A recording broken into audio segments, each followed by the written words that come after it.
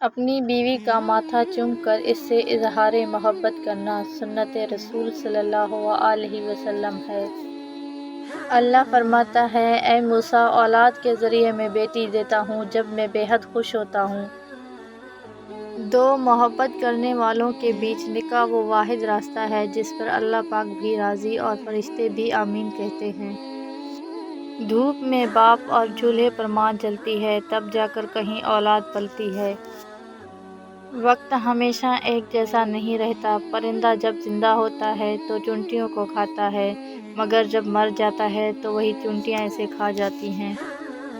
ہو سکتا ہے یہی قبولیت کی گھڑی ہو اور وہ تمہیں سب مل جائے جسے پا کر تم خوش ہو جاؤ۔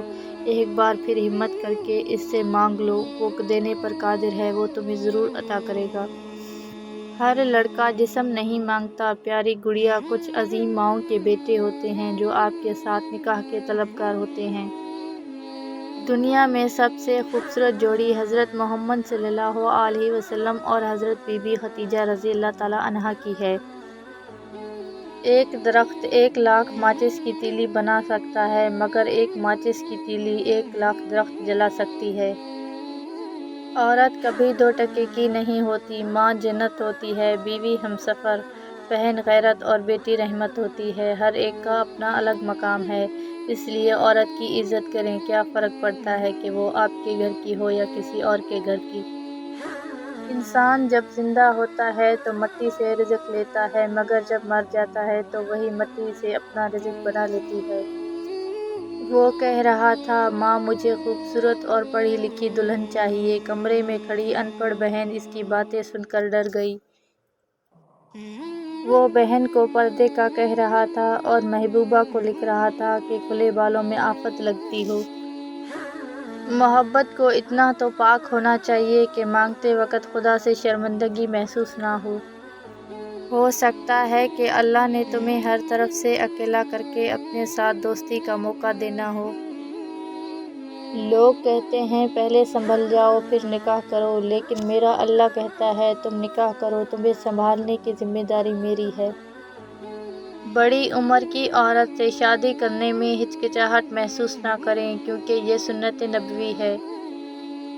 یا اللہ ہمیں بھی مسجد نبوی شریف میں نماز پڑھنا اور اذان سننا نصیب فرما، آمین۔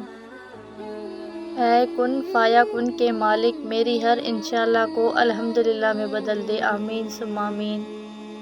کہتے ہیں 40 لوگ مل کر آمین بولیں تو دعا قبول ہو جاتی ہے۔ اللہ ہم سب کی دلی مرادیں پوری فرمائے، آمین ثم آمین۔ فکر نہ کرو، اللہ پاک ایسا وقت بہت جلد لائے گا جب تم اپنی آنکھوں سے اپنے لیے معجزے ہوتے دیکھو گے، انشاءاللہ۔ آپ وہی ہیں نا جسے آپ صلی اللہ علیہ وسلم کے امتی ہونے پر بے حد فخر ہے۔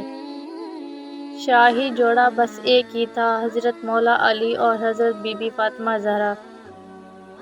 سنو گڑیا، وہ جس کے لیے تم شاندار لباس پہن رہی ہو، وہ در حقیقت تمہیں لباس میں دیکھنا ہی نہیں چاہتا۔ حضرت فاطمہ رضی اللہ تعالی عنہا وہ واحد عورت ہیں جن کا باپ نبیوں کا سردار، خامند ولیوں کا سردار، بیٹے جنت کے شہزادوں کے سردار، خود جنت کی عورتوں کی سردار۔ پریشان ہو، یقیناً تم نے نماز اور قرآن چھوڑ رکھا ہے۔ پریشان نہ ہوا کرو، اللہ ہے نا۔